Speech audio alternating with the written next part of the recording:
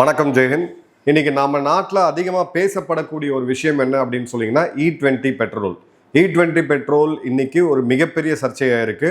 பெட்ரோலியத்துறை அமைச்சர், சாலைத்துறை அமைச்சர், PIB, ஆட்டோமொபைல் பாடிஸ், அதே மாதிரி பார்த்தீங்கன்னா கிட்டத்தட்ட ஒரு கவர்மெண்ட்டோட 4 முக்கியமான மினிஸ்டர்ஸ் நேரடியாக வந்து இதற்கான விளக்கம் கொடுக்குறாங்க.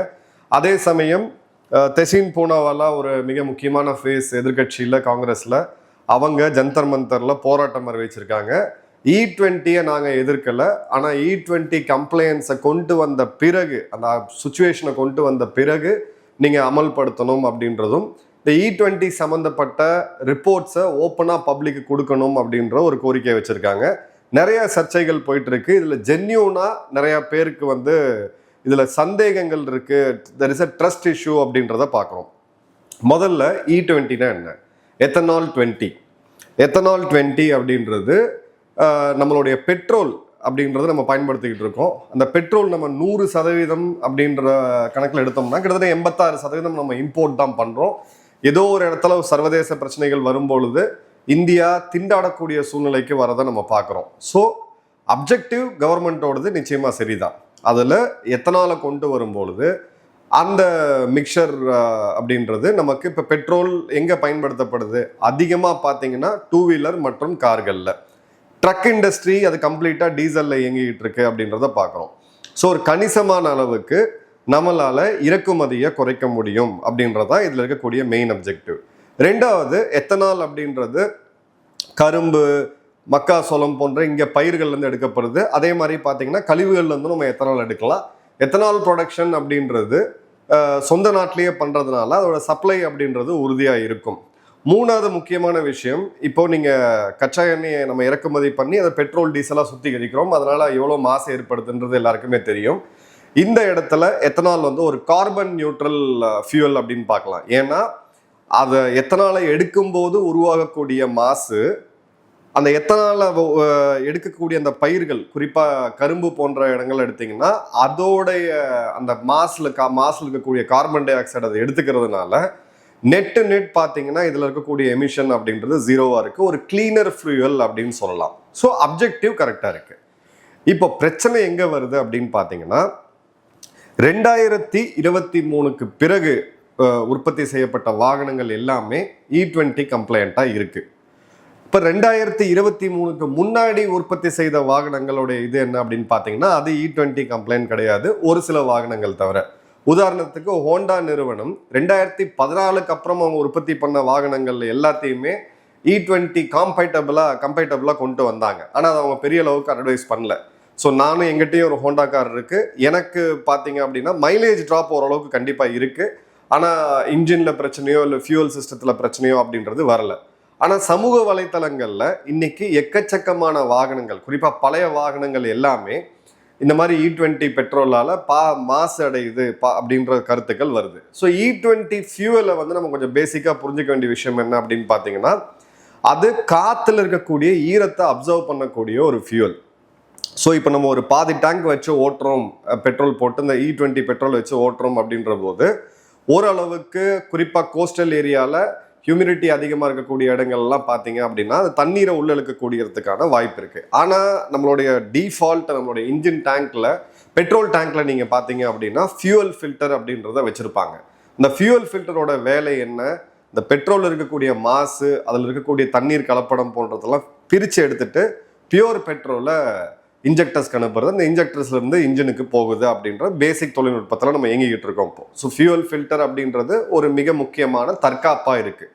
இப்போது சோஷியல் மீடியாவில் வரக்கூடிய அந்த வீடியோஸை ஒதுக்கி வச்சுட்டு அதே மாதிரி அரசாங்கம் சொல்லக்கூடிய இந்த எக்ஸ்பிளனேஷன் நம்ப வேண்டாம், இதெல்லாம் கிடையாது, நாங்கள் வந்து டெஸ்ட் பண்ணிகிட்டு இருக்கோம் அப்படின்ற போது சில முக்கியமான இடங்களில் அரசாங்கம் சறுக்கி இருக்கிறாங்க அப்படின்ற ஒரு பார்வையும் இருக்குது. என்னென்ன அப்படின்றத பார்க்கலாம். முதல்ல இந்த E20 பெட்ரோல், இந்த E20 பெட்ரோலுக்கு எதிராக இப்போ கோர்ட்டில் கேஸ்லாம் கூட போயிட்டு இருக்கு. இப்போ இது வந்து கவர்மெண்ட் வெர்சஸ் பப்ளிக் அப்படின்றது கிடையாது, இது ஒரு government messaging versus auto industry என்ன சொல்லுது. இந்த இடத்துல 2021 நித்தி ஆயோக் ரிப்போர்ட். நித்தி ஆயோகோட வேலை என்ன? ஒரு காலத்தில் பிளானிங் கமிஷனாக இருந்துச்சு. நித்தி ஆயோகோட வேலை அடுத்த கட்டத்தை அடுத்த 10-20 வருடத்தில் நாடு எதை நோக்கி போகணும், எந்தெந்த இடத்துல நம்ம வந்து மாறணும் அப்படின்றதுக்கான பிளானிங்கை பண்ணக்கூடிய அரசாங்கத்துக்கு என்ன செய்யணும்னு சொல்லக்கூடிய ஒரு மிக முக்கியமான அமைப்பு. நித்தி ஆயோக் வந்து ஒரு இடத்துல அவங்க வந்து ரிப்போர்ட் எடுக்கிறாங்க. சியாம் அப்படின்னு சொல்லக்கூடிய ஒரு ஆட்டோமொபைல் மேனுஃபேக்சரர்ஸோட அசோசியேஷன். அவங்க என்ன சொல்றாங்கன்னா, E20 ஓகே கரெக்டு தான், ஆனால் E10 அவைலபிளாக வைங்க, உடனே டக்குன்னு E5லேருந்து E20க்கு டிரான்ஸ்லேட் பண்ணக்கூடாது. அதில் வந்து E20 கம்ப்ளைண்ட் வெஹிக்கிள்ஸை நம்ம உள்ளே கொண்டு வருவோம், ஆனால் பழைய வண்டிகளுக்கு E10 நம்ம அவைலபிளாக வைக்கணும் அப்படின்ற அந்த ரிப்போர்ட்டில் அவங்க கொடுத்துருக்காங்க. இப்போது வைரல் கிளைம்ஸ் என்ன அப்படின்னு பார்த்தீங்கன்னா, ஃபஸ்ட்டு வந்து ஃபியூல் டேங்க்ல இருக்கக்கூடிய அந்த இரும்பு அது கரோட் ஆகுது.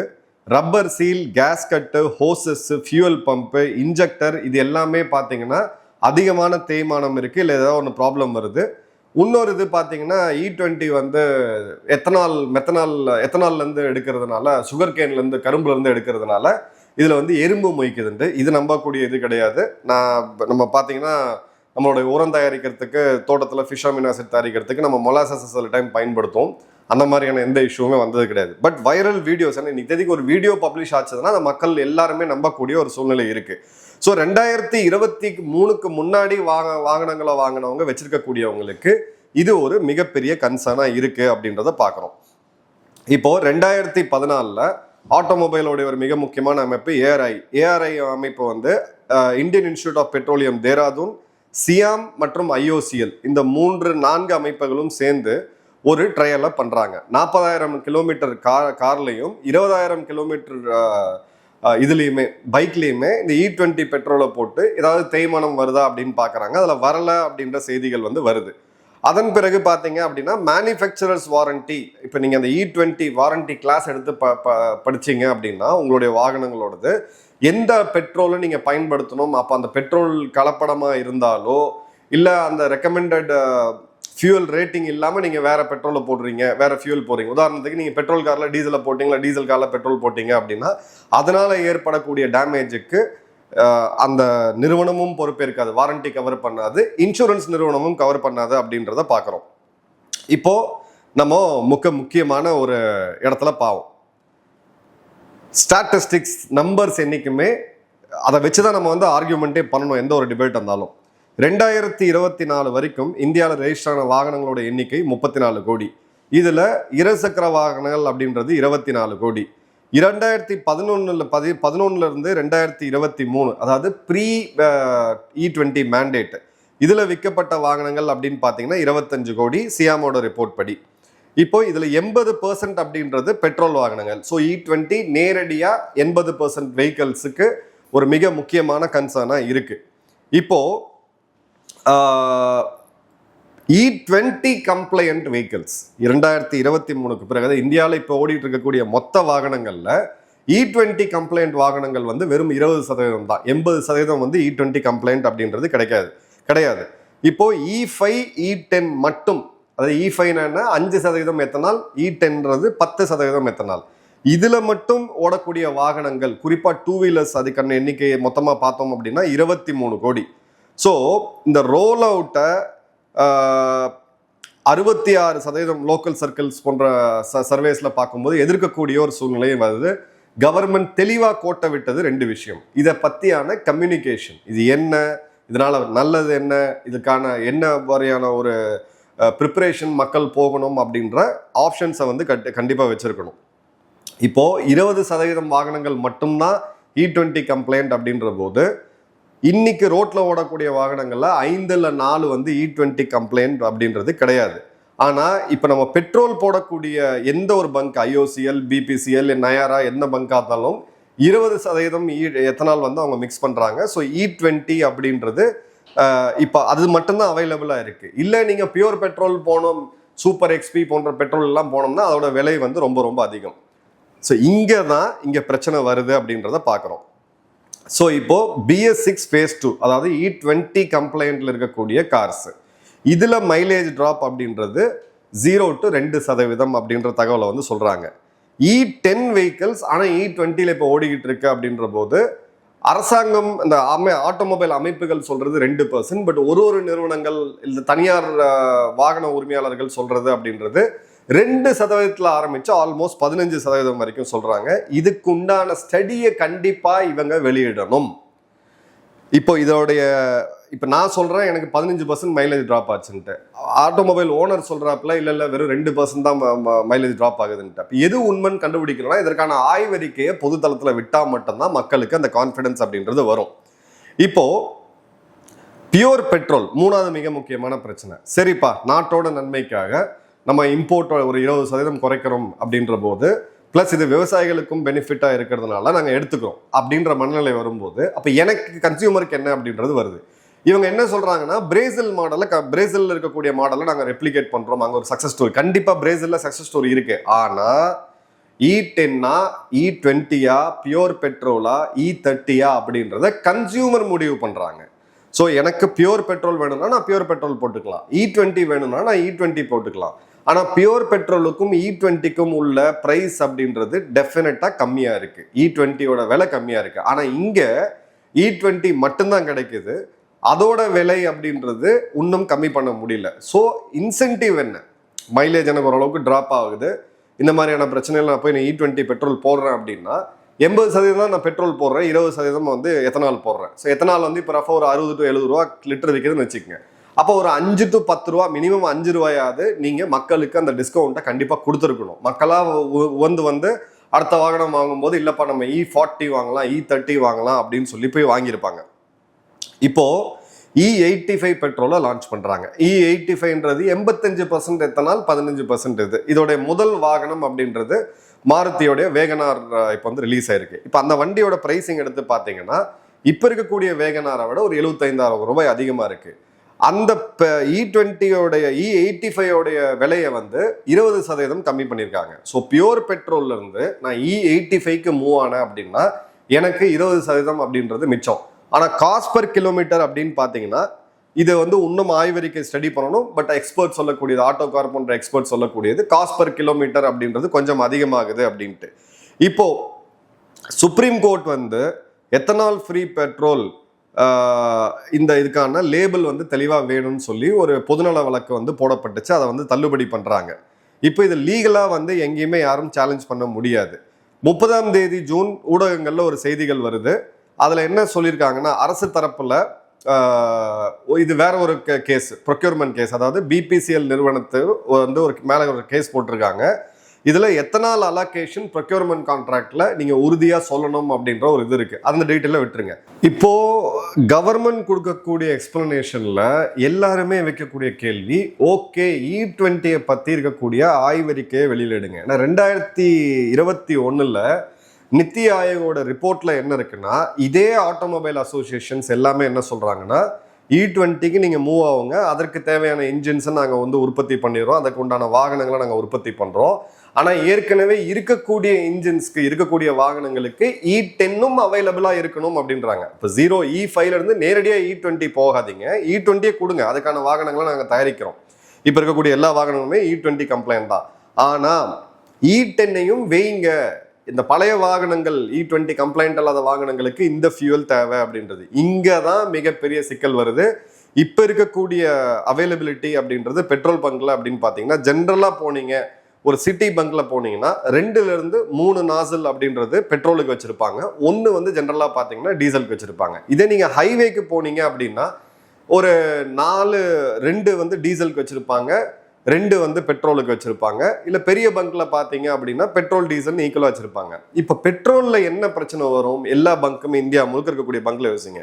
E10க்கு ஒரு அவுட்லெட் கண்டிப்பாக வேணும், ஒரு நாசல் கரெக்டாக வேணும். E20க்கு ஒன்று வேணும். நாளைக்கு E85 நீங்கள் கொண்டு வரீங்க, E85 வந்து பொதுவாக பார்த்தீங்கன்னா கேப் செக்டருக்கு அவங்க கொண்டு வராங்க. குறிப்பாக கார்கள் கேப் செக்டருக்கு அதை கொண்டு வந்துட்டு இருக்காங்க. ஸோ அதுக்கு ஒரு நாசல் வேணும். இப்போ இதுக்கு முதல்ல நீங்கள் இன்ஃப்ராஸ்ட்ரக்சரை டெவலப் பண்ணணும் நாடு முழுக்க. ஏன்னா அந்த எத்தனால ஸ்டோர் பண்ணும்போது அங்கே கரோஷன் ப்ராப்ளம் வண்டியில் மட்டும் கிடையாது, அங்கேயுமே இருக்கும் அப்படின்ற சில ஆய்வுகள்லாம் வந்து வருது. இப்போ நிறைய எக்ஸ்பர்ட்ஸ்லாம் சொல்கிறாங்க. ஸோ இது கம்ப்ளைண்ட் முதல்ல E20 வாகனங்களை ஃபுல்லாக வச்சுட்டு அதுக்கப்புறம் நீங்கள் ரோல் அவுட் பண்ணணும். இப்போ சில பேர் என்ன கேட்குறாங்கன்னா, ரெட்ரோ ஃபிட்டிங் E10 E5ல ஓடக்கூடிய வாகனங்களை அந்த ஃபியூவல் பம்பு, ஹோஸு, இன்ஜெக்டர்ஸ் எல்லாம் மாற்றி கம்ப்ளைண்ட்டாக கொண்டு வர முடியுமா அப்படின்னு சொல்லி நிறைய பேர் பிஸ்னஸும் பண்ண ஆரம்பிச்சிட்டாங்க, கம்ப்ளைண்ட்டுக்கு உண்டான கிட் இருக்குன்ட்டு. ஆனால் இன்னைக்கு நாட்டில் இருக்கக்கூடிய 30 கோடி வாகனங்கள்ல இதை ஒரே நேரத்தில் பண்ண முடியுமா அப்படின்னு பார்த்தீங்கன்னா கண்டிப்பாக முடியாது. அதுக்கு அப்படி பண்ணாலும் வந்து அது கன்சியூமர் தலையில ஏன் விழணும் அப்படின்ற கேள்வி எழுது. அதுக்கு ரஃபா ஒரு எஸ்டிமேட் போட்டோம், அரசாங்கமே அதை முழுசா ஏத்துக்குது அப்படின்ற போது 70,000 கோடி அப்படின்றது செலவாகும். ஆனா அந்த பணத்தை அரசாங்கம் மிச்சம் பிடிக்கலாம். ஸோ இது ஏதோ ஒரு இடத்துல தெளிவான பாலிசி இவங்களுக்கு வந்து இல்லை அப்படின்றது தெளிவா தெரியுது. இப்போ நம்ம வந்து ஃபர்ஸ்ட் இது எங்க துவங்குது அப்படின்றத பார்க்கணும். 2003 இபிபி எத்தனால் பிளெண்டட் பெட்ரோல் அப்படின்றது முதல் முறையா லான்ச் பண்றாங்க. 2018 நேஷனல் பாலிசி ஆஃப் பயோஃபியூயல்ஸ் அப்படின்றது 2030க்குள்ள E20 கம்ப்ளைண்ட் பண்ணணும் அப்படின்னு. இப்போ 2030க்குள்ள பண்ண வேண்டியதை நீங்க 2023 7 வருஷம் முன்னாடியே பண்ணது, அதுவும் ரோல் அவுட்டுக்கு டிரான்சிஷன் இல்லாமல் பண்ணது மிக முக்கியமான பிரச்சனை. December 2020 cabinet committee of economic affairs என்ன சொல்றாங்கன்னா 2030 டார்கெட் பண்ணியிருந்த E20 2025-26 பண்ணுங்க அப்படின்னு சொல்லிட்டு அதுக்கு நித்தி ஆயோகோட ரிப்போர்ட்டை வந்து குறியிடுறாங்க. இங்கதான் பிரச்சனை வருது, நல்லா கவனிங்க. 2021 நித்தி ஆயோக் என்ன சொல்றாங்க அப்படின்னு பாத்தீங்கன்னா road map for ethanol blending in India 2025 அப்படின்னு சொல்லிட்டு இதை வந்து இப்போ ஃபார்மலைஸ் பண்றாங்க. அதுல E10 வைக்கணும்ன்றது இருக்குது. நீங்க ஸ்ட்ரெயிட்டா E20 போகிறது வேற, அது புதுசா வரக்கூடிய வாகனங்களுக்கு இருக்கக்கூடிய வாகனங்களுக்கு E20 இருக்கணும் அப்படின்றது இருக்கு. ஜூன் 2022 10% ஆவரேஜ் மிக்சிங் வந்து ஏற்கனவே வந்துருச்சு. ஸோ ஜூன் 2022 E10 தான் நமக்கு கிடைச்சிக்கிட்டு இருக்கு. ஏப்ரல் 2023 E20 மெட்டீரியல் கம்ப்ளைண்ட்டை கொண்டு வராங்க. அதன் பிறகுதான் இந்த வாகனங்கள் தயாரிக்கக்கூடிய நிறுவனங்கள் எல்லாமே E20 கம்ப்ளைண்ட் இன்ஜினை பண்றாங்க. 2023-25 எத்தனால் மேல இருக்கக்கூடிய 18% ஜிஎஸ்டியை குறைச்சு 5% குறைச்சு கொண்டு வராங்க. ஏன்னா அப்பதான் அந்த எத்தனாலோடைய ப்ரொடக்ஷனும் அதோட விற்பனையும் காம்படிட்டிவா இருக்கணும்னு சொல்லிட்டு டிசம்பர் 2025 அரசாங்கம் வந்து ஃபார்முலா அறிவிக்கிறாங்க. இனி கிடைக்கக்கூடிய பெட்ரோல் எல்லாமே E10 தான் அப்படின்றதும் 2030 இருந்த டெட்லைனை நம்ம முதல்ல கொண்டு வந்துட்டோம். ஏன்னா நமக்கு வந்து கிளைமேட் டார்கெட்ஸ் இருக்கு, கார்பன் சம்பந்தப்பட்ட டார்கெட்ஸ் இருக்கு, எல்லாமே இருக்கு அப்படின்ற போது இது வருது. ஏப்ரல் 2026 E20 அப்படின்றது மேண்டேட் ஆயிடுது. இப்போ நீங்க போடுற எல்லா பெட்ரோலுமே E20 தான். இதன் பிறகுதான் சுப்ரீம் கோர்ட்டுக்கு இதெல்லாம் போகுது, எல்லாம் வருதுன்றதை பார்க்குறோம். இப்போ அரசாங்கத்தை வைக்கக்கூடிய முக்கியமான பிரச்சனை அவங்க வைக்கக்கூடியது இப்போ E20, அதாவது அவங்க சொல்லக்கூடியது இதற்கு 2023க்கு முன்னாடி தயாரித்த வாகனங்கள் E5 E10 கம்ப்ளைண்டா இருந்தாலும் அதுல E20 போட்டா பிரச்சனை வரல அப்படின்றாங்க. பிரச்சனை வருது அப்படின்னு சொல்லி சமூக ஊடகங்கள்ல வருது. ஸோ கிளியர் கட்டா ஒரு கம்யூனிகேஷன் பிளண்டர் அப்படின்னே சொல்லுவோம். ஏன்னா இந்த இடத்துல அது சரியா தவறா அதை டெக்னிக்கல் எக்ஸ்பர்ட்ஸ் முடிவு பண்ணுவாங்க. ஸ்ட்ராட்டஜிக்கலா பார்த்தீங்கன்னா அந்த கம்யூனிகேஷன் ரொம்ப தெளிவா போயிருக்கணும். அந்த பைலட் ரிசல்ட்ஸை நீங்க வந்து அறிவிச்சிருக்கணும். ஒரு கேம்பெயின் ரன் பண்ணியிருக்கணும். ஒரு எலெக்ஷன் கமிஷன் தேர்தலுக்கு முன்னாடி வாக்காளர் அட்டையில வாக்குரிமை போய் எலெக்ஷன் ஓட்டு போடுங்கன்னு சொல்லி ஒரு சூப்பரான ஒரு கேம்பெயினை ரன் பண்ணுவாங்க. 80% குறைவில்லாத வாக்குப்பதிவுன்றது எல்லா தேர்தலையுமே நடந்துட்டு இருக்கு. இவங்க அதை எதையுமே பண்ணாம திடீர்னு வந்துட்டு E20 அப்படின்ற போது இங்க பெரிய பிரச்சனை வருது. ரெண்டாவது E20 பெட்ரோலும் பியூர் பெட்ரோலும் கண்டிப்பா ஆப்வியஸா ஒரே ரேட்ல இருக்க முடியாது. இவங்க மீண்டும் மீண்டும் குறியிட்டு காட்டுறது பிரேசில்ல எடுத்தீங்கன்னா E27 அப்படின்றது அவங்க கொண்டு வராங்க. அடுத்த இதுல ஃபிளக்ஸ் ஃபியூயல் அப்படின்னு சொல்லிட்டு வராங்க. இப்போ அங்க ஃபிளக்ஸ் ஃபியூயல் அப்படின்றது என்னன்னா E10, E20, E25, E30 இருந்து நீங்க E85 வரைக்கும் நீங்க ஓட்டலாம். E100 கூட இப்போ அடுத்த நிலைமையில வந்துகிட்டு இருக்கு. ஆனா 85% அவங்களுடைய புது கார்கள் எல்லாமே ஃபிளக்ஸ் ஃபியூயல், நீங்க எந்த ஃபியூலை வேணாலும் போட்டு ஓட்டலாம் அப்படின்றது தான் இருக்கு. அதே மாதிரி கன்சியூமரோட சாய்ஸை கொடுத்துருக்காங்க. உங்களுக்கு E10 வேணுமா E20 வேணுமான்றதை நீங்க முடிவு பண்ணிக்கலாம். அது தேவைப்பட்ட அளவுக்கு பிளெண்ட் பண்ணி தரும். இப்போ E40 நீங்க போடணும்னு நினைச்சீங்கன்னா விலை கம்மியா இருக்கும், E10 போடணும்னு நினைச்சீங்கன்னா விலை கம்மியா இருக்கும். ஸோ என்னோட மைண்ட் அது எனக்கு தேவைன்னா நான் போடுவேன். அடுத்தது பார்த்தீங்க அப்படின்னா இந்த பாலிசியை அவங்க எப்போ கொண்டு வராங்கன்னா 1973 ஒரு மிகப்பெரிய ஆயில் ஷாக் வரும்போது 73 ஆரம்பிச்சு 2026 கிட்டத்தட்ட 50 வருடத்துக்கும் அதிகமா இதை வந்து கிராஜுவலா டக்குன்னு கொண்டு வந்து இன்னைக்கு சக்சஸ்ஃபுல்லா இம்ப்ளிமெண்ட் பண்ணிருக்காங்க. நாம முழிச்சுக்கிட்டது 2003 அப்பதான் E5 பத்தி பேசுறோம். 2020க்கு அப்புறம் தான் இதை வந்து ஒரு பெரிய ஒரு மிஷன், நேஷனல் மிஷனா எடுக்கிறோம். 2030 டார்கெட் வச்சுட்டு அதை அவசரப்பட்டு கொண்டு வந்து 2025 பண்ணது ஒரு பெரிய ஒரு பிரச்சனையா இருக்கு. இப்போ இந்த இடத்துல அவங்களுடைய மல்டி ஃபியூயல், ஃபிளெக்சி ஃபியூயல் அப்படின்றது ஒரு இன்சென்டிவைஸாக இருக்குது. நீங்கள் பெட்ரோல் பங்க் போய் நீங்கள் முடிவு பண்ணலாம். உதாரணத்துக்கு நீங்கள் ஒரு ஹை அண்ட் ஜெர்மன் காசு வச்சுருக்கீங்க, உங்களுக்கு ரிஸ்க் வேண்டாம், எனக்கு பியூர் பெட்ரோல் தான் வேணும். ஸோ அந்த ப்ரீமியம் பே பண்ணிட்டு நீங்கள் பியூர் பெட்ரோல் வாங்கிட்டு போங்க. இல்லை எனக்கு வந்து மைலேஜ் முக்கியம், எனக்கு காஸ்ட் முக்கியம், எனக்கு வந்து 70 ரூபாயில் பெட்ரோல் வேணும் அப்படின்னா E40 போட்டு போகலாம். இப்போ இன்னொரு காமெடி இங்கே இவங்க பண்ண காமெடி என்ன அப்படின்னு பார்த்தீங்கன்னா E22, E25, E27, E30 இந்த 4 ஃபியூலுக்கான ஸ்டாண்டர்டைசேஷனை இப்போ அனௌன்ஸ் பண்ணிட்டாங்க. அப்போ என்ன வருதுன்னா இப்போ E20 கம்ப்ளைண்ட் நீங்கள் வாங்கிட்டு நாளைக்கு இவங்க E25 இல்லை E22 மூவ் பண்ணிட்டாங்கன்னா இப்போ இருக்கக்கூடிய வண்டியோட நிலைமை என்ன அப்படின்ற ஒரு பெரிய பயமும் எழுது. ஸோ கம்ப்ளீட்டாக ஒரு விஷயத்தை எப்படி மிஸ்மேனேஜ் பண்ணி, அந்த கம்யூனிகேஷனை எப்படி மிஸ்மேனேஜ் பண்ணி இன்னைக்கு இவ்வளோ பெரிய பிரச்சனையை ஒரு நல்ல ஒரு நேஷனல் ப்ராஜெக்டை, மிஷனில் இருக்கக்கூடிய ப்ராஜெக்டை இந்த அளவுக்கு ஒரு கேஷுவலாக ஹேண்டில் பண்ணி இல்லை சீரியஸ்னஸ் இல்லாமல் ஹேண்டில் பண்ணி இப்படி கொண்டு வந்திருக்காங்க அப்படின்றத பார்க்குறோம். நிச்சயமாக இந்த இடத்துல பிரதமர் அவர்கள் நேரடியாக ஒரு கம்யூனிகேஷனை கொடுத்து, இல்லை தேவைப்பட்டால் இந்த இடத்துல பல இடங்களில் வந்து நம்ம லாவை ரிப்பீல் பண்ணியிருக்கோம், இல்லை போஸ்ட்போன் பண்ணியிருக்கோம், அது மாதிரி நிறையா விஷயங்கள் பண்ணியிருக்கணும். ஏன்னா இது அரசியல் ரீதியாக பார்த்தீங்க அப்படின்னா பிஜேபிக்கு இருக்கக்கூடிய மிகப்பெரிய சப்போர்ட் பேஸ் அப்படின்றது மிடில் கிளாஸ். அந்த மிடில் கிளாஸுக்கு நேரடியாக பாதிக்கக்கூடிய விஷயம், இல்லை ஒரு சந்தேகம் வரக்கூடிய விஷயம் அப்படின்றது இந்த E20. ஏன்னா இது கார் உரிமையாளர்கள் 4 கோடி பேர், அவங்கள விட்டுருங்க. பைக் ஓட்டுறவங்க 26 கோடி மக்கள் இருக்கிறாங்க இன்னைக்கு இந்தியாவில். இவங்க வந்து ஒரு கோர் இது. இப்போ அவங்களுடைய E20, E10 அப்படின்னா நம்ம சேனல் பார்த்துட்டு அவங்க முடிவெடுக்க போகிறது கிடையாது. அவங்க லோக்கல் மெக்கானிக் கேட்கிட்டது முடிவெடுக்க போகிறாங்க. அவங்க லோக்கல் மெக்கானிக் என்ன சொல்லுவாங்கன்றது நம்ம எல்லாருக்குமே தெரியும்.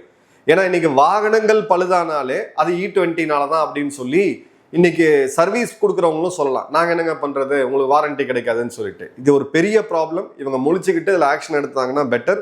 திரும்பவும் சொல்கிற மிஷன் சரி, அதை கம்யூனிகேட் பண்ண விதம் அப்படின்றது லிட்ரலாக பேத்தட்டிக் அப்படின்ற வேர்டு தான் நான் யூஸ் பண்ண முடியும். என்ன பண்ணுறாங்கன்ட்டு வெயிட் பண்ணி பார்ப்போம். உங்கள் கமெண்ட்ஸை கமெண்ட் பாக்ஸில் போடுங்க. நன்றி, வணக்கம், ஜெயன்.